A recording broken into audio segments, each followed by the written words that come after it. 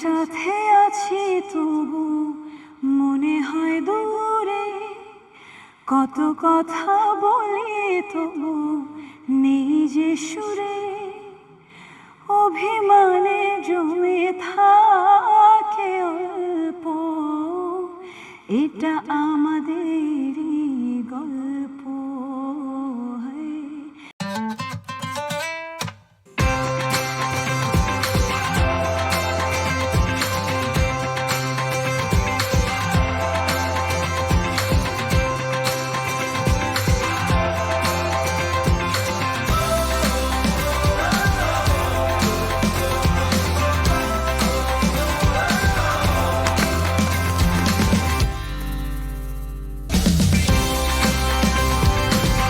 বাইরের সৌন্দর্য আকর্ষণ করে, তবে ভেতরের সৌন্দর্য মনকে মুগ্ধ করে। শিল্পী মানেই তো একজন আলোকিত ব্যক্তিত্ব, তবে কিছু মানুষ আছে যাদের এই ভেতরকার আলোকছটা চারিদিকটা রাঙিয়ে তোলে আলোকিত করে। ভার্সেটাইল সঙ্গীত শিল্পী দোলা রহমানও তেমনই একজন প্রিয় মুখ। আর এই ভালো লাগার মানুষটাকে সাথে নিয়ে আমি ইন্দ্রাণী নিশি শুরু করছি আজকের স্যান্ডালিনার রূপকথা। অদিতি রহমান দোলা, যাকে সবাই এখন দোলা রহমান নামেই চেনেন, এই প্রজন্মের জনপ্রিয় শিল্পীদের মধ্যে তিনি অন্যতম। বিগত 16 বছর ধরে আছেন সঙ্গীতাঙ্গনে। তুমি ছাড়া, মন দরিয়া, সোহানা, কি হবে, আমি দোলা, অপেক্ষা, জোছনা, স্বপ্ন যাবে বাড়ি গানগুলো তার ক্যারিয়ারের অন্যতম জনপ্রিয় গান। গত বছর বরবাদ চলচ্চিত্রে চাঁদ মামা গানটি তার জনপ্রিয়তা কয়েক গুণ বাড়িয়ে দিয়েছে। স্যান্ডেলিনা রূপকথায় আমাদের আজকের অতিথি দোলা রহমান।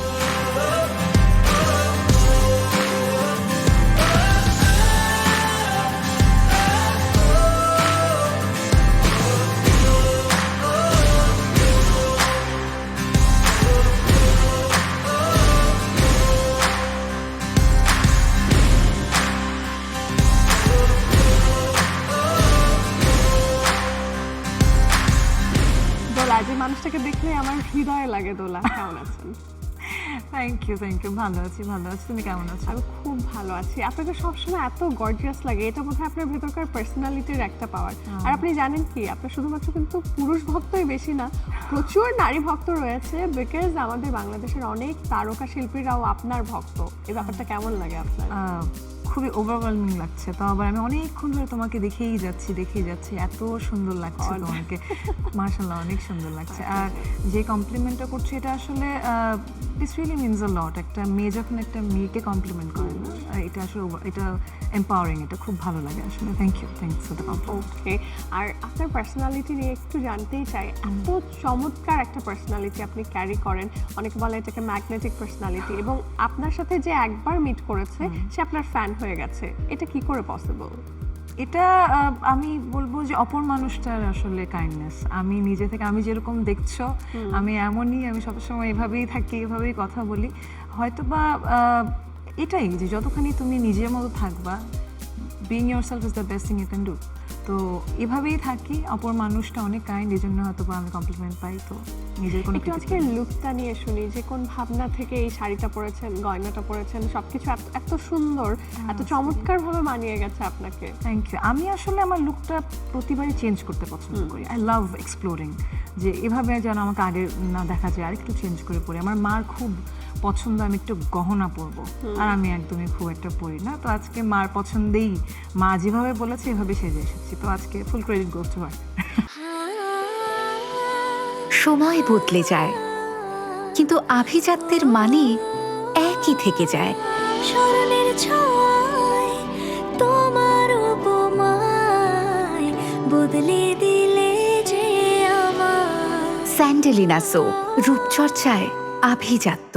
আজকে একটু ফিটনেসের জায়গা থেকে আলাপ শুরু করি, যেহেতু স্যান্ডেলিনা রূপকথা, রূপের কথা, সৌন্দর্যের কথাই আমরা ঘুরে ফিরে বারবার বলবো। আজ থেকে মোটামুটি 2 বছর আগে আপনি 25 কেজি ওজন কমিয়েছিলেন। প্রায় 20-25 কেজি। হ্যাঁ, এটা খুবই টাফ একটা জার্নি। একদম। আমি আপনার জার্নিটা একটু শুনতে চাই। আমার জার্নিটা একটু লম্বা আসলে। সবাই যখন বলে যে খুব কম সময়ে কি সম্ভব, আমি সবসময় বলি শর্টকাট কখনোই সম্ভব না। আমার তাও 2 বছরের না, আসলে গত 7-8 বছর ধরে continuously I am into fitness. আমি চেষ্টা করি নিজেকে ফিট রাখার। তার আগ পর্যন্ত শুধু খাওয়াই জীবন, খাওয়াই মরণ ছিল। তো তারপর থেকে যখন ফিটনেসে ঢুকি, এটার জার্নিটা অবশ্যই অনেক কষ্টের, কিন্তু এটা যে রেজাল্ট দেয় একটু লং টার্ম, এটার উপরে অন্য কিছু নাই, মানে ওই যে নিজের প্রতি ভালোবাসাটা বাড়ে শুধুমাত্র এটা, কিন্তু ইটস নট অ্যাবাউট কিরকম লাগছে বাইরে থেকে দেখতে, এটা না। ভেতর থেকেও ডেভেলপমেন্টটা অন্যরকম হয়। তো আমার কাছে তো আমার জার্নিটা অবশ্যই কষ্টের ছিল, কিন্তু লম্বা সময় ধরেই হোক না কেন এটা ওয়ার্থ ইট। যে আপনার ফুড হ্যাবিটটা তাহলে এখন কেমন, মানে সকাল দুপুর রাতে কোন বেলায় কি খাচ্ছেন, দিনে কত ঘন্টা আপনি জিমে সময় কাটাচ্ছেন, Right. সবটা? এইটা ম্যাক্সিমাম মানুষজন জানে দোলা সন্ধ্যার পরে জিমে, মানে আমার যে কোনো কল আসুক কাজে, আচ্ছা আপু কি জিমে, মানে তো ব্যাপারটা এরকম, যেখান থেকে কল আসে আমি ইভিনিং টাইমে আমি অকুপাইড, আমি অন্য কোনো রকম যদি আমার মিটিংস বা কোনো কিছু শিডিউল না থাকে আপনি আমাকে জিমে পাবেন সন্ধ্যায়। চেষ্টা করি সপ্তাহে 4 থেকে 5 দিন ওয়ার্কআউট করার, কাজ টাজ যতটুকু ব্যালেন্স করে করতে পারি। খাদ্যাভ্যাসের কথা যদি বলেন তাহলে এটাও আসলে এমন না যে একদম পুরোপুরি আমি ডায়েটে সবসময় থাকি, কারণ আমি প্রচন্ড মানে মানে বিশাল Please রকমের বলেন না আপনি ফুডি, foodie, oh আমি God. অসম্ভব, যাকেই দেখবেন সবাই আমাকে দেখে অনেক গালিগালাজ তাহলে করে। কি মেটাবলিজম অনেক ভালো নাকি আপনি না। প্রচুর মানে ওয়েট ট্রেনিং করে ওটা বার্ন করে ফেলেন? এটা হলো চেঞ্জ করে সবসময় আপনি একভাবে থাকতে পারবেন না, খাবার ইচ্ছে করলে খাবেন, এটা বার্ন করে ফেলতে হবে অ্যান্ড বুঝতে হবে কখন খেতে হবে। সন্ধ্যার পর থেকে যদি একটু কার্বটা অ্যাভয়েড করেন ইটস গুড ফর ইউ, বা সুগারি ব্যাপার যাই খেতে চান দিনের বেলায় শেষ করে ফেলেন না, তারপরে বার্ন আউট করে ফেলেন। তো এমন না যে খুবই টাফ কোনো রুটিন দিয়ে যেতে হবে, it's all about consistency and যতটুকুই খাচ্ছেন একটু অবস্থা বুঝে সময় বুঝে স্মার্টলি খেতে হবে, তাহলেই সব এই যে হুট করে যখন একটা মানুষ একটা ফিজিক থেকে আরেকটা ফিজিকে চলে আসে, সেটা ওজন বাড়লেও যেমন হয় কমলেও হয়, আমাদের ত্বকের উপর অনেক প্রভাব ফেলে। অনেক, এবং অনেক। আমাদের তো বাংলাদেশ গ্রীষ্মপ্রধান একটা দেশ, যার কারণে গরমকাল তো থাকে অনেক সময়, পানিটাও আমাদের প্রচুর খেতে হয়, কিন্তু আপনার তো অনেক ব্যস্ত জীবন, Right. পানি টানি কি বা ফ্লুইড জাতীয় খাবার কি নিয়ম করে খাওয়া হয় আপনার? এটা অনেক মানে মিস হয়ে যায়, যেটা তুমি বললে যে এক তো আমার কোর্ট কাছারিতে দৌড়ি, হ্যাঁ এরপরে আবার আমাদের গান বাজনার মধ্যে যেটাই হোক, পানি, আমার trainer he is a blessing আমার লাইফে, উনি সবসময় আমাকে গাইড করতে থাকেন, আপু এটা খান, পানি না খেলেও ডাবের পানি খান, যেখানে যেটা পারেন আপনি হাইড্রেটেড থাকতে হবে। তো ওটা মেনটেন করার চেষ্টা করি যতটুকু পারি, সবসময় হয়তো পারি না বা চেষ্টা করি। আপনি বড্ড গুছিয়ে কথা বলেন, খুব সুন্দর করে কথা বলেন, এটা বোধহয় আপনি আপনার শিল্পী মন, শিল্পী সত্তা রয়েছে এই জায়গা থেকে। আর আপনার কথা বলার প্রশংসা আলাদা করে করছে এই কারণে, লাস্ট ইয়ার আপনি একটা অ্যাওয়ার্ড শো হোস্ট করেছিলেন, কি দারুণ, উইথ কনফিডেন্ট আপনি দারুণ ভাবে সেটা সামলেছেন, সেটা নিয়ে একটু শুনবো। একটা হোস্টের কাছ থেকে এরকম কমপ্লিমেন্ট আসলে আমি খুব লজ্জা পেয়ে যাচ্ছি। না না আসলে ওটা মানে কি বলবো, আমি নিজেও বুঝিনি আমি এটা পুল অফ করতে পারবো কি না, কিন্তু ইভেন্টটা এত ইন্সপায়ারিং ছিল। তো সব ইয়াং যে ইনফ্লুয়েন্সার্স না, যারা মনে করেন ইনভেনশন করছে বাংলাদেশের নতুন দিকে নিয়ে যাওয়ার জন্য, তো তাদেরকে সম্মাননা জানানো হয়েছিল অনুষ্ঠানটার মাধ্যমে, এবং আমার কাছে এটা খুবই ইন্সপায়ারিং মনে হয়েছে। আমি সবসময় যেখানে একটু ইন্সপায়ার্ড ফিল করি, পজিটিভ এনার্জি আমাকে অ্যাট্রাক্ট করে, আমি ওখানে থাকি। দ্যাটস দ্য রিজন আমি আসলে হ্যাঁ বলে দিই এবং হয়ে যায় প্রোগ্রামটা। আর এই তো ইট ওয়াজ আ গুড এক্সপিরিয়েন্স। সময় বদলে যায়, কিন্তু আভিজাত্যের মানে একই থেকে যায়। স্মরণের ছোঁয়ায় তোমার উপমায় বদলে দিলে যে আমার। স্যান্ডেলিনা সো, রূপচর্চায় আভিজাত্য। সঙ্গীত শিল্পী হবার পাশাপাশি আপনি তো একজন ব্যারিস্টার, খুবই গুরু দায়িত্ব আপনি পালন করছেন। তো এই যে কোর্টে যাওয়া, সেখানকার কাজ সামলানো, পড়াশোনা করতে হয়, মানে ডাক্তারদের মতো, মানে একদম। ব্যারিস্টার এমনই একটা পেশা, একদম। মানে আজীবনের পড়াশোনা, এটাই সবকিছু সামলে আমি একটু জানতে চাই, যখন জীবনে প্রথমবার আপনি কোর্টে দাঁড়িয়েছিলেন বা গেছিলেন, সেই দিনের অনুভূতিটা কেমন ছিল? এটা না মানে আমি আপনাকে কি বলবো, এটা অন্যরকম একটা ফিলিংস। প্রথমত বাবা আমাকে একটু ব্ল্যাকমেল করে আমাকে একটু ল থেকে, আমার বাবার ভাই দুজন মিলে আমাকে লটা পড়ানো হয়েছিল, যে খুব ইজি ব্যাপার, আর আমিও কোনো পড়াশোনা বিষয় না। কোনো বিষয় না। তো তাদের ব্ল্যাকমেলিংয়ে আমি আসলে লটা পড়ে ফেলি অ্যান্ড আলহামদুলিল্লাহ আবার কমপ্লিট করে আসি।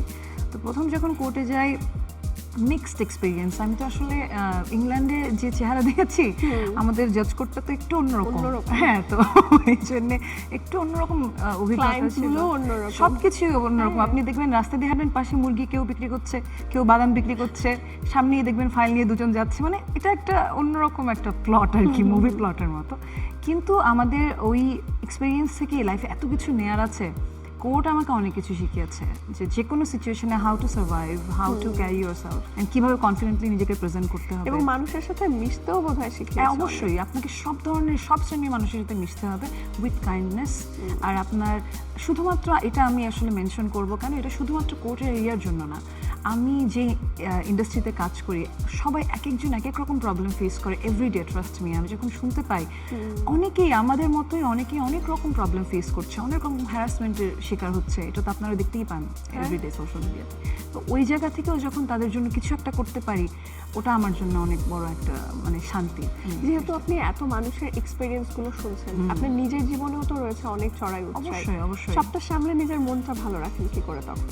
এটা এটা আপনার নিজের উপরে, আপনি কিভাবে আসলে I am blessed with a family যে সবসময় আমার পাশে থাকে। তো এরকম একটা ফ্যামিলির মধ্যে থাকলে আমি খুব ফিল করি যে আমি খুব আমি গ্রাউন্ডেড থাকি, আমি একটু পিসফুল থাকি। অ্যান্ড তাছাড়া তারা প্রচণ্ড সাপোর্টিভ আমার ওয়ার্কের ক্ষেত্রে। তো আলহামদুলিল্লাহ হয়ে যায়। তার পাশাপাশি জিমটা করি তো ঘুম ভালো আসে, অনেকটা স্ট্রেস রিলিফ হয়ে যায়। কিন্তু এই যে মানুষ অনেকেই তো আপনাকে নিয়ে সমালোচনা করেন, সামনে বা পেছনে, পেছনেই আসলে সমালোচনাটা বেশি করে। তখন এই জিনিসগুলো যখন আপনার কানে আসে, আপনি কি তখন সেটা যে পাশ কাটিয়ে চলেছেন নাকি ফেস করেন? এটা দুরকমভাবে করি, ডিপেন্ডস অন মাই মুড। আমি যদি খুব ভালো মুডে থাকি তাহলে আমার মনে হয় যে আল্লাহ ফলোয়ার্স বাড়তেছে, হ্যাঁ, যে না মানুষজন ফলো করছে। আর পেছনের কথা যারা বলে তারা পেছনেই থেকে যায়, তো ওইভাবে ফিল করি আমি যে না, কথা বলতে থাকুক, এটা হবেই, আলোচনা সমালোচনা নিয়েই মানুষ। আর আমি তো ফ্ললেস না, ডেফিনেটলি। যদি কনস্ট্রাকটিভ ক্রিটিসিজম হয় যেটা আমার আসলে আমার ঠিক করতে হবে, I try to work on it. আর যদি মনে করি আসলে তাহলে যেতে পারে কি দরকার। এবার একটু মজার একটা টপিকে আসি, যে রাধে সে চুলো বাঁধে, আপনি কি রান্না করতে পারেন? না না, এটা আমার সাথে সবে আমি করে ফেললে রান্নাটা কে করবে? এরকম মজার জিনিস। খেতে কতটা ভালোবাসি? খেতেই ভালোবাসি। আমার life is all about food. আমি কোনো ট্রিপে গেলে আগে 3-4 কেজি কমাই, তারপরে গিয়ে 4 কেজি বাড়ি আসি। তো ফেভারিট ট্রাভেল ডেস্টিনেশন কোথায়? আমি এখনো ইউরোপ ওইভাবে এক্সপ্লোর করিনি, I want to go. Otherwise Thailand is beautiful. আমি কিছুদিন আগে সৌদি আরব ঘুরে এসেছি, বিউটিফুল, খুব সুন্দর, খুব ভালো লেগেছে। খুবই গোছানো একটা খুব গোছানো, তো সুন্দর। আমি প্রতিবার যাই, প্রতিটা শহরে খুব সুন্দর লাগে আমার দেখতে। আর ঘুরতে গেলে তো শপিং টপিং করা হয়। শপিং এর ক্ষেত্রে মানে ফেভারিট ডেস্টিনেশন কোনটা, দেশে এবং দেশের বাইরে? দেশের বাইরে থাইল্যান্ড, ওখানে গেলে আলটিমেট শপিং স্পট। আর আগে গেলে হয়তো কলকাতা, দিল্লি, তো এইভাবেই শপিং করা হতো। আর ঢাকাতে কোথায় শপিং করা হয়? ঢাকাতে শপিংটা প্রয়োজনের মানে উপর ডিপেন্ড করা হয় আমার। অনলাইন আর অফলাইন? মানে অনলাইনে না, আমি একটু ভয় পাই বাংলাদেশে শপিং করতে, এত কিছু হচ্ছে, একটু অ্যাভয়েড করি। বাট কিছু বন্ধু বান্ধব থাকায় ফ্যাশন ইন্ডাস্ট্রিতে, কিছু বড় বোন বা আমরা যেহেতু কাজ করি, ওনারা থাকায় আমার হয়ে যায় আর কি। কোনো একটা কিছু প্রয়োজন হলে আমি ডিরেক্ট ওনাদের কন্ট্যাক্ট করি যে আমার এরকম কিছু লাগবে, আমি they make it for me. Gift পেতে তো নিশ্চয়ই ভালোবাসেন। অনেক প্রিয় উপহার কি? অনেক প্রিয় উপহার কি? হ্যাঁ। এভাবে তো চিন্তা করি না। I love gifts. মানে আমার মনে হয় যে কোনো গিফট অনেক প্রেশাস, কারণ আরেকটা মানুষ অনেক এফর্ট দিয়ে এই জিনিসটা দিচ্ছে, তো কোনো স্পেসিফিক কিছু। আর আপনার ভাই আরেকজন গানের মানুষ অদিত রহমান, তার কাছ থেকে পাওয়া এখন পর্যন্ত সবচেয়ে স্পেশাল গিফট কি ছিল? তার কাছ থেকে পাওয়া সবচেয়ে স্পেশাল গিফট আমার পুরো মিউজিক ক্যারিয়ারের গাইডেন্স। ও না থাকলে হয়তো আমি এখানে থাকতাম না। আমি সবসময় বলি যে দোলা রহমান যতটুকুই, এটা অদিত রহমানের জন্য। অ্যান্ড ওর যে আমার লাইফে কন্ট্রিবিউশন, আমি সেমি ক্লাসিক্যালের উপর কিছুটা তালিম নিয়ে বড় হয়েছি, বাট আমার যে ডিফারেন্ট জনরাতে এক্সপ্লোর করার যে জায়গাগুলো, এগুলো আমার ভাইয়েরই তৈরি করে দেয়া। এরপর তো এই জন্য that is the biggest gift he has given me, আমার পুরো গাইডেন্স। আচ্ছা, ধরুন আপনি দোলা রহমান নেই, বরং আপনি আফসানারা বিন্দু হয়ে গেছেন, বিন্দু হয়ে দোলা রহমানকে কি বলতে চান? আমি যদি নিজে এখন মনে করেন আমি আফসানারা বিন্দু, তাহলে আমি শুধুই দোলার প্রশংসা করব, যেটা আপু কম করে। কিন্তু না, আমাকে অনেক ভালোবাসে, অনেক গাইড করে, অনেক বকা দেয় ছোট ছোট ভুলের জন্য, যেটা এভাবে করো, যেটা প্রতিটা আসলে মেয়ে ডিজায়ার করে যেরকম একটা বড় বোন থাকুক। অ্যান্ড আমি যদি এখন বিন্দু আমি বলবো যে দোলা তুমি খুব লক্ষ্মী একটা মেয়ে, তুমি খুব সুন্দর করে হাঁটো, তুমি একদম তোমার মতো পারফেক্ট কিছু হতে মানে যে জিনিসগুলো আপনি এক্সপেক্ট করেন সেগুলোই এক্স্যাক্টলি, যেগুলো বলে না। তবে এবার তো একটু অন্য কিছু আপনার কাছ থেকে শুনতে চাই, যেহেতু গানের মানুষকে পেয়েছি, গান না শুনে তো আপনাকে ছাড়ছি না। আপনার প্রিয় কোনো গানের 4টা লাইন শুনবো আপনার কাছ থেকে। গান নিয়ে না এই বছরটা আসলে it has been a blessing 2025 আমার magical. ইট ওয়াজ ম্যাজিক্যাল সব কিছু মিলিয়ে তো গান গাওয়া হয়েছে আজকে একটু নতুন একটা গান গাবো নতুন একটা গান অ্যাজ ইন আমি বুঝতেও পারিনি সিনেমার গান তো আলহামদুলিল্লাহ এসেছে প্রচুর তো এবার একটা সিরিজে গান করেছিলাম অ্যান্ড এই গানটা সিরিজটার থিম সং এটা আমাদের গল্পর থিম সং এটা এই পরিমাণ অডিয়েন্স ভালোবেসেছে আমি যে কী পরিমাণ মেসেজ পাই একটা গান নিয়ে তো আজকে আমার অডিয়েন্সদের জন্য ডেডিকেট করে এটা আমাদের গল্প 4 লাইন শোনাবো খুব পছন্দের গান রুমি ভাই করেছেন তো চেষ্টা করছি 4 লাইন করার একসাথে আছি তবু মনে হয় দূরে কত কথা বলি তবু নেই যে সুরে অভিমানে জমে থাকে অল্প এটা আমাদেরই গল্প এটা আমাদেরই গল্প এটা আমাদেরই গল্প এটা আমাদেরই গল্প wow thank you so much এবং এই গান এবং যে কাজের এই গানটা খুবই পপুলার নাওয়েডেজ ইউটিউবে গেলেই হচ্ছে এটার সাজেশন আসে এটা রাজ ভাইয়ের বিউটিফুল একটা প্রোডাকশন সবাই দেখছে অ্যান্ড আই এম থ্যাঙ্কফুল আমি এই প্রজেক্টের একটা পার্ট হতে পারি আমি রিয়েলি রিয়েলি গ্রেটফুল এতক্ষণ গল্প করে যেটা বুঝলাম খুবই চুপচাপ শান্ত একটা মানুষ এই শান্ত মানুষটাকে এবার একটু চঞ্চল করার পালা কারণ এবার আমরা চলে যাচ্ছি আমাদের র্যাপিড ফায়ার সেগমেন্টে wow okay I will try to B political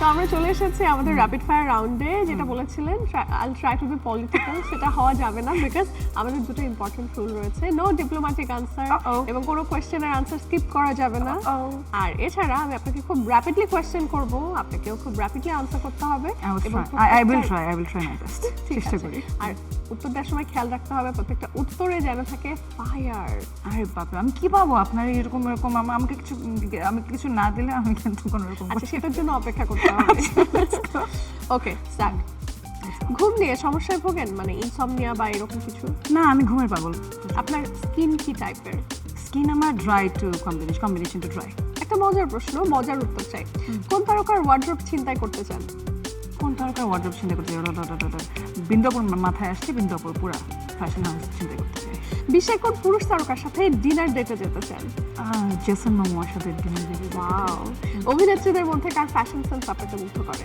Jaya upper fashion sense is mind নিজেকে সবচেয়ে এক্সপেন্সিভ গিফট এখন পর্যন্ত কি করেছেন না not that much just an iPhone maybe কোন পপুলার খাবার এড়িয়ে চলেন কোনো খাবার এড়িয়ে চলি না পপুলার এখন পর্যন্ত কোন উইয়ার্ড খাবার ট্রাই করেছেন কিছু উইয়ার্ড কাইন্ড অফ সুশিজ আছে ওগুলো ট্রাই করা হয়েছে and I don't like sushi আপনার কালেকশনের সর্বোচ্চ কোন আইটেমটা রয়েছে আই থিঙ্ক জুতা কারণ ডিফারেন্ট ক্যাটাগরি শুজ থাকে তো হ্যাঁ জুতা তো কতগুলা আলমারি আছে জুতার বিভিন্ন রকম সেকশন করা তো ওটুকু আমার আছে আইনজীবীদের মধ্যে সবচেয়ে সুদর্শনকে আইনজীবীদের মধ্যে সবচেয়ে হ্যান্ডসাম আমার বাবা অ্যাডভোকেট সাইদুর রহমান নায়ক he is the most handsome আর সবচেয়ে সুন্দরী আইনজীবীকে আপনার চোখে আমার লেডি ক্রাশ রাশনা ইমাম ব্যারিস্টার রাশনা ইমাম আই লাভ হার এই মুহূর্তে আপনার অবসেশন কি নিয়ে অবসেশন আমার ফিটনেস নিয়েই থাকে যে আমার নেক্সট যে কোনো কাজ করার আগে আমি কিভাবে নিজের ফিটনেসকে নেক্সট লেভেলে নিতে পারবো যদি কখনো লিফটে আপনার এক্সের সাথে দেখা হয় আপনি কি বলবেন তাকে ডিপেন্ড করে কোন এক্স কথা বলবো কি কথা বলবো কিসে আপনার সবচেয়ে বেশি ভয় কাছের মানুষগুলোকে হারানো হয় আপনাকে কোন কথা বললে খুব সহজেই রেগে যান আমি শর্ট টেম্পার্ড আমি যে কোনো কথাই আমাকে not a specific one but হ্যাঁ রাগানো সম্ভব আমাকে আর রেগে গেলে কি কাজটা করলে আপনি সহজেই গলে যান খাবারে আমাকে খাবার এনে দিবেন আমি জাস্ট এই তো শিখে গেলাম এরপরে কখনো রাগিয়ে দিলে মানে আপনাকে যদি এমন হয় যে রাগিয়ে দিলাম সাথে আমি খাবার রাখবো একদম মেল্টেড আমি তখনই মেল্টেড হলাম থ্যাংক ইউ সো মাচ আপনি চমৎকার একজন মানুষ এটা বলতে কোনো দ্বিধা নাই আপনার পার্সোনালিটি আপনার ফ্যাশন সেন্স সবটাই অনেককে মুগ্ধ করে এবং আপনার গান তো সাথে আছে খুবই ভালো লাগলো সময় কাটিয়ে আর আমাদের স্যান্ডালিনা রূপকথার পক্ষ থেকে আপনার জন্য রয়েছে একটি আকর্ষণীয় gift I love gifts thank you so much Inani thank you আমি আসলে খুবই ওভারওয়েলমড আমার খুবই ভালো লাগছে এখানে এসে thank you for being such amazing host. Thank you স্যান্ডেলিনা রূপকথাকে আমাকে ইনভাইট করার জন্য, মাছরাঙাকে। It's like a family always, আমি বলি। অবশ্যই, তো অবশ্যই। থ্যাংক ইউ আমাকে ইনভাইট করার জন্য। I had a wonderful time.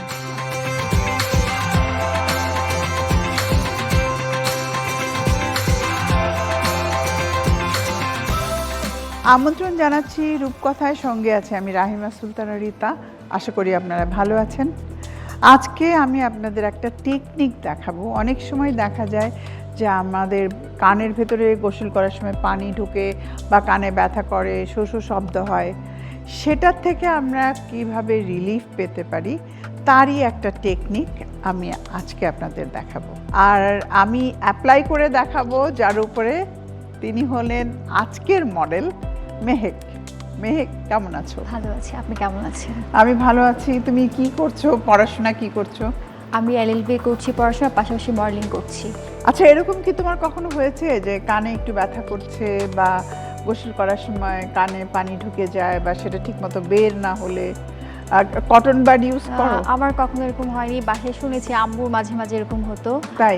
দেন কিভাবে সলিউশন করতে সেটা কখনো জিজ্ঞাসা করা আচ্ছা, হয়নি। তো এই একটা জিনিস আমি বলবো যে কটন বাড বা কানে কোনো কিছু ঢুকানো একদমই ঠিক না। অনেক সময় দেখা যায় কানের পর্দাও ফেটে যায়। জি, জি। তো সেই জন্য আমি আজ একটা মাসাজ করে দেখাবো আর একটা স্পেশাল অয়েল দিয়ে।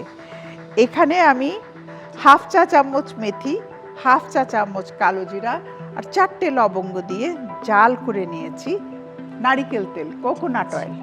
আপনারা নারিকেল তেলটাই ব্যবহার করবেন, কারণ নারিকেল তেলটা স্কিনের জন্য ভালো। এখন এই তেলটা দিয়ে কিভাবে ম্যাসাজ করতে হবে সেটা আমি দেখাবো। আর আমাকে সাহায্য করছে মডেল মেহেক। মেহেক, এসো।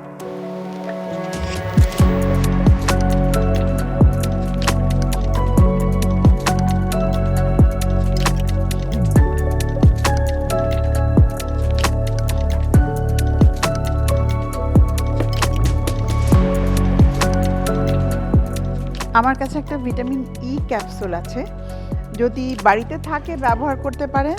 এটা অ্যান্টি এজিং এর কাজও করবে।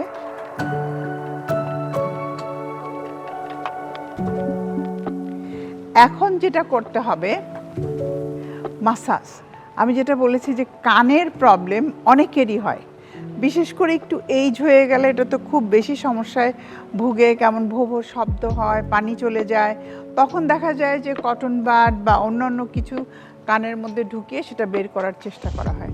তো সেটা না করে আমরা যদি এই মাসাজটা গোসলের আগে বেশি না 10 মিনিট করি, তাহলে আমরা একটা বেটার রেজাল্ট করতে পারি, মানে পেতে পারি আমরা একটা ভালো ফল। আরেকটা জিনিস, এই অয়েলটা তৈরি করে আপনি একসাথে একটা কৌটায় করে রেখে দিতে পারেন। আপনি চাইলে 1 মাসও এটা ব্যবহার করতে পারেন। আমি প্রথমে দেখাচ্ছি, তারপর তুমি তোমার হাত দিয়েই করবে। এইখান থেকে যাবে, হ্যাঁ, এইখান থেকে এই পর্যন্ত, হ্যাঁ, এই থেকে এই, ups and down, ups and down. তুমি এটা করো।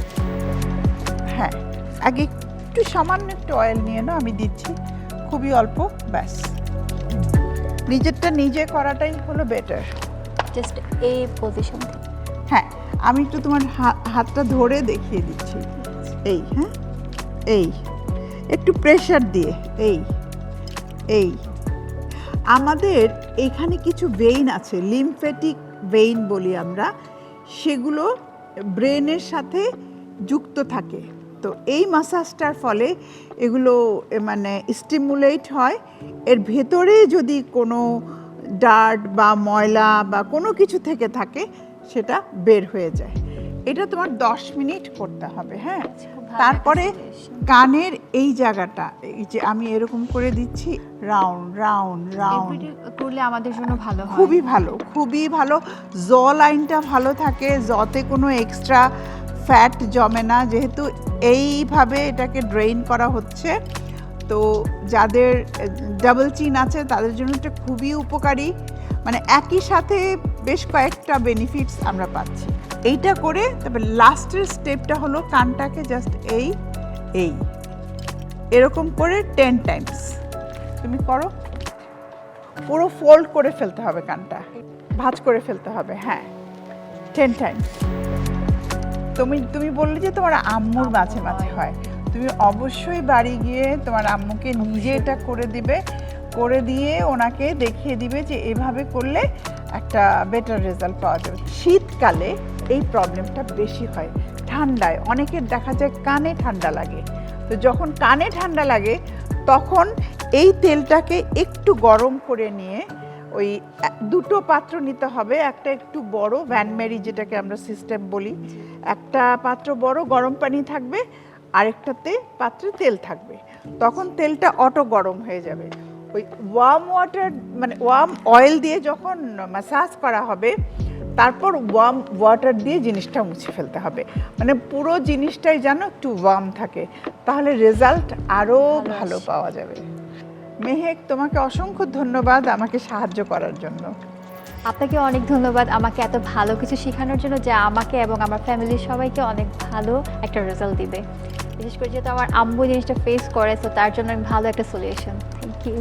ভালো থাকো, এভাবেই এগিয়ে যাও। প্রিয় দর্শক, আপনারা দেখলেন আমি আজকে যাদের কানের সমস্যা আছে তাদের জন্য একটা ম্যাসাজ দেখালাম। যদি বাড়িতে নিয়মিত করেন, আপনি বা আপনার পরিবারের কারোর যদি সমস্যা থাকে, ভালো রেজাল্ট পাবেন। সবাই ভালো থাকবেন, দেখা হবে আবার।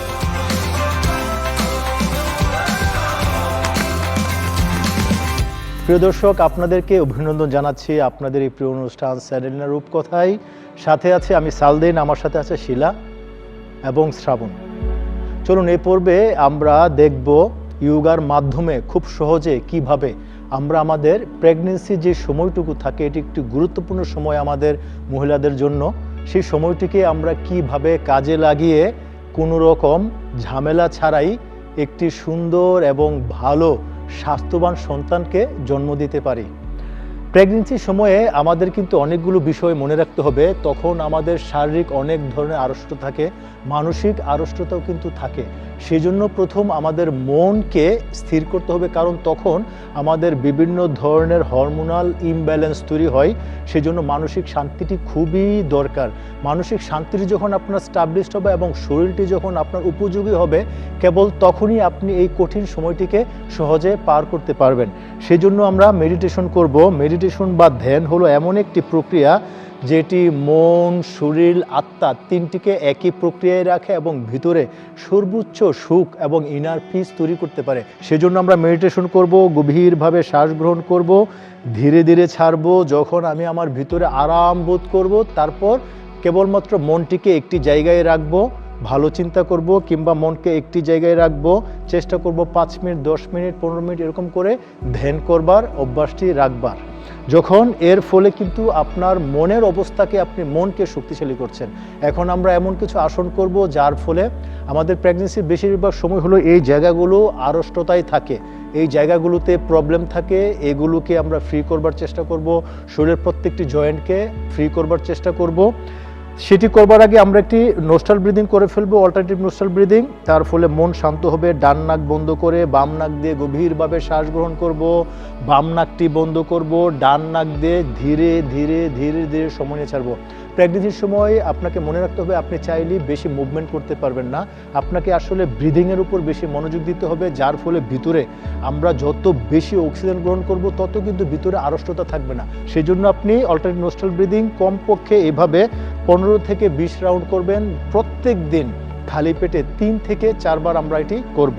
এটি হয়ে যাওয়ার পর আমরা এই প্রক্রিয়া থেকে কোমরকে টুইস্ট করে ফেলবো, স্পাইনকে। প্রিয় দর্শক, খুব আরাম করে, যারা প্রেগনেন্সির সময়ে আপনি সহজ করে গভীরভাবে শ্বাস গ্রহণ করে যখন আপনি এবার টুইস্ট করবেন, আপনার স্পাইন টুইস্ট হবে, এই জায়গাটিতে একটা আরাম বোধ হবে। এখানে আমরা কমপক্ষে 30 সেকেন্ড সময় থেকে 1 মিনিট থাকবো। ঠিক একই প্রক্রিয়ায় অপর পাশটি করে নেব। এখন আমরা একটি আসন করবো, এই আসনটির নাম হলো বাটারফ্লাই। এটি খুবই ইম্পর্টেন্ট, এটি আমাদের হিপ জয়েন্টকে ফ্রি রাখবে, কারণ এই হিপ জয়েন্টটি ফ্রি রাখাটাই হলো সবচেয়ে বড় ইম্পর্টেন্ট এই অবস্থায়। এটি বাটারফ্লাই। ঠিক এইভাবে আমরা পা দুটোকে হাত দিয়ে রেখে আমরা চেষ্টা করব হাঁটু দুটোকে যতটুকু সম্ভব মাটিতে বা ম্যাটে স্পর্শ করবার। প্রত্যেক দিন 3 থেকে 4 বার খালি পেটে আমরা এটি 3 থেকে 4 বার খালি পেটে, এবং একটা রাউন্ডে আপনি কমপক্ষে 30 থেকে 50 বার এটি করবেন। তারপর এটি শেষ হয়ে যাওয়ার পর আমরা ধীরে ধীরে উঠে যাব। এখান থেকে উঠে মালাসানা এই আসনটি করব। এটিও আমাদের হিপ জয়েন্টকে পা হালকা প্রসারিত করে হাঁটু দুটো আমাদের স্ট্রেট থাকবে, পাতা এমন থাকবে, ধীরে ধীরে শ্বাস গ্রহণ করে আমরা সম্পূর্ণ হিপকে যত বেশি ওপেন রাখা যায়, হ্যাঁ এইভাবে চেষ্টা করুন যতটুকু সম্ভব। এইভাবে থেকে কমপক্ষে আপনি 1 মিনিট সময় বা 100 কাউন্ট করতে করতে থাকবেন। এই মালাসনটা আপনি মানে প্রত্যেক দিন মিনিমাম 3 বার করবেন। এটি শেষ হয়ে যাওয়ার পর এবার আমরা হাঁটুর উপর বসে পড়ব। বসে আমরা হিপকে টুইস্ট করব। আমরা পেটের উপর প্রেগনেন্সি অবস্থায় মনে রাখতে হবে পেটের উপর আমরা কোনো আসন করব না। আমাদের মূল টার্গেট থাকবে এই জায়গাটি যত বেশি ফ্রি থাকবে এবং মন ভালো থাকবে, শ্বাস বড় থাকবে। এইগুলো হলো প্রেগনেন্সির জন্য খুব ইম্পর্টেন্ট বিষয়। এই অবস্থায় আমরা হিপকে টুইস্ট করব। শ্বাস নিতে নিতে ডানে, যদি সম্ভব হয় ম্যাটকে স্পর্শ করব, আবার উপরে আসবে, আবার শ্বাস নিতে নিতে বামে। এটি কমপক্ষে 8 থেকে 10 বার করব। করার পর আমরা সার্কেল করব, ডানে পিছনে বামে সামনে, ডানে পিছনে বামে সামনে। এটি 5 থেকে 7 বার। তারপর আবার ঘুরিয়ে ঠিক একইভাবে বামে পেছনে সামনে ডানে। প্রিয় দর্শক মনে রাখবেন এইগুলো কোনোভাবেই জোর করে করা যাবে না। স্লোলি স্লোলি আরামের সাথে খুব আরাম করে করতে হবে। যেহেতু আমাদের এই জায়গাটি ক্লিয়ার হয়ে গেছে, এখন আমরা স্পাইনকে ক্লিয়ার করব। গভীরভাবে শ্বাস গ্রহণ করে মাথা উপরে, যেন এই জায়গাটি স্প্রেড হয়। আপনার এই জায়গাটিকে আপনি যত স্প্রেড করতে পারবেন তত অনাগত বাবুটি জায়গা পাবে এবং সে আরাম বোধ করতে পারবে। এইখানে আমরা কমপক্ষে 20 সেকেন্ড বা আর একটু বেশি সময় থেকে আবার ধীরে ধীরে সোজা হব। আবার গভীরভাবে শ্বাস নিয়ে যতটুকু সম্ভব আমরা নিচের দিকে এটাকে স্পেন্ড করে এখানে হোল্ড করব। আবার উপরে আসব, আবার শ্বাস নিতে নিতে নিচে গিয়ে আমরা হোল্ড করে প্রত্যেকটা বার চেষ্টা করব 10 থেকে 15 সেকেন্ড আমরা হোল্ড করে থাকবার। তারপর আমরা এখান থেকে মুক্ত হয়ে পিঠের উপর শুয়ে যাব। কোনোভাবেই পেটের উপর কোনো আসন করা যাবে না। পিঠের উপর শুয়ে আমরা সর্বশেষ যে একটি আসন করবো, এটি খুবই গুরুত্বপূর্ণ। এটি হলো হ্যাপি বেবি। পাকে এইভাবে প্রসারিত করে এই হ্যাপি বেবি, এটি তো আমরা কমপক্ষে 1-2 মিনিট করে থাকবো। এটি 1-2 মিনিট থাকবার পর তারপর ধীরে ধীরে পাকে আমরা ভাঁজ করে এই অবস্থায় রেখে, আমরা জানি যে প্রেগনেন্সির সময় আমাদের যে কোমরটা একটু খুব ইম্পর্টেন্ট। আমরা ব্যাক পেনটা, যেহেতু আমাদের বাবু এই পাশে স্ফীত হওয়ার ফলে এটা যেন ক্ষতিগ্রস্ত না হয়, সেজন্য স্পাইনটাকে আমরা এইভাবে টুইস্ট করতে থাকবো ডান দিকে এবং মাথা বাম দিকে। এখানে 20 সেকেন্ড মিনিমাম থাকবো, থেকে আবার মধ্যে আসবো, তারপর আবার বাম দিকে ধীরে ধীরে শ্বাস নিয়ে এখানেও কমপক্ষে 20 সেকেন্ড থাকবো। এইভাবে এই প্রক্রিয়ায় আমরা কমপক্ষে 10 থেকে 12টি করব। করে আমরা শবাসনে যাব না। যদি আমাদের রেস্ট নিতে ইচ্ছে করে তাহলে এই হাঁটুর নিচে আমরা একটি বালিশ বা কিছু দিয়ে আমরা থাকবো, অথবা পা দুটো প্রসারিত করে আমরা এইভাবেই রেস্ট নিব। প্রিয় দর্শক, এই প্রক্রিয়াটি প্রত্যেকটি আপনি খালি পেটে কমপক্ষে 3-4 বার করে আপনি করবেন। যদি আপনি এটি করেন তাহলে আপনার মন ভালো থাকবে, শরীর ভালো থাকবে, হিপ জয়েন্ট ফ্রি থাকবে এবং আপনি ন্যাচারালি আপনি অনাগত সুন্দর একটি আমাদের পৃথিবীর জন্য স্বপ্নময় একটি বাচ্চাকে উপহার দিতে পারবেন পৃথিবীর জন্য। আপনাকে মনে রাখতে হবে, আপনি যখন ভিতরে ভালো বোধ করবেন, আপনি মানসিকভাবে শারীরিকভাবে সুস্থ থাকবেন। সুস্থ থাকলে কেবল আপনার সন্তানটি সুস্থ হতে পারে। এগুলোর পাশাপাশি অনেকগুলো বিষয় মনে রাখতে হবে। সেটা হলো আপনার খাবার দাবারের সুষম খাবার নিশ্চিত করতে হবে, পুষ্টি নিশ্চিত করতে হবে। তার পাশাপাশি ঘুম 7 থেকে 8 ঘন্টা টাইম, যেটা আমরা সবসময় বলে থাকি 10টা থেকে ভোর 6টা বা আরেকটু সময় আপনি বেশি ঘুমাতে পারেন, এই সময়টি মনোযোগ দিতে হবে। তার পাশাপাশি সবসময় যে বিষয়টি করতে হবে, সে কোনোভাবেই স্ট্রেস নেওয়া যাবে না। স্ট্রেস হলো এমন একটি অবস্থা যা আমাদের ভিতরে সব কিছু ধ্বংস করে দেয়। আপনার ভিতরটি ধ্বংস করে দিলে কিন্তু আপনার অনাগত সন্তান কোনোভাবেই ভালোভাবে পৃথিবীতে আসতে পারবে না। এই বিষয়গুলো সুন্দর করে অনুসরণ করে আপনারা চর্চা করে শেষ দিন পর্যন্ত থাকুন এবং আপনি ভালোভাবে থাকতে এবং সুন্দর একটি সন্তানকে আপনি উপহার দিতে পারবেন। আগামী পর্ব দেখবার আমন্ত্রণ জানিয়ে আজকের মতো এখানে শেষ করছি। ভালো থাকুন, সুস্থ থাকুন, আমাদের সাথেই থাকুন।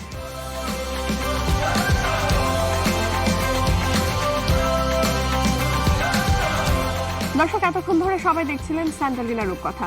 এবার তো আমার যাবার পালা, বিদায় নিতে হচ্ছে। তবে আজকের মতন আগামী পর্বেও আমরা হাজির হয়ে যাব প্রিয় কোনো তারকার সাথে জমজমাট আড্ডা নিয়ে। সেখানে অবশ্যই থাকবে নতুন কিছু সৌন্দর্য চর্চার টিপস এবং বেশ কিছু যোগার আসনও। সে পর্যন্ত সবাই ভালো থাকুন, সুস্থ থাকুন, নিরাপদে থাকুন। দেখতে থাকুন মাছরাঙা টেলিভিশন।